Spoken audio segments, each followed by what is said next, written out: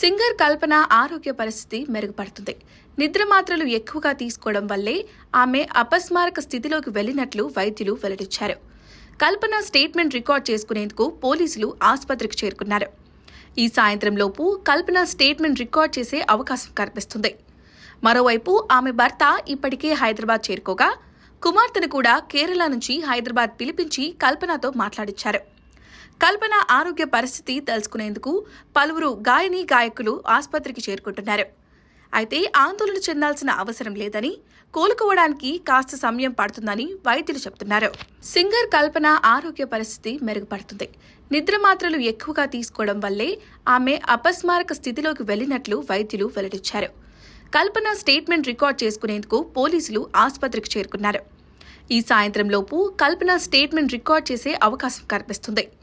మరోవైపు ఆమె భర్త ఇప్పటికే హైదరాబాద్ చేరుకోగా కుమార్తెను కూడా కేరళ నుంచి హైదరాబాద్ పిలిపించి కల్పనతో మాట్లాడించారు.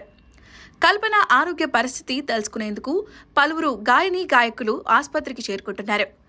అయితే ఆందోళన చెందాల్సిన అవసరం లేదని, కోలుకోవడానికి కాస్త సమయం పడుతుందని వైద్యులు చెబుతున్నారు. సింగర్ కల్పన ఆరోగ్య పరిస్థితి మెరుగుపడుతుంది.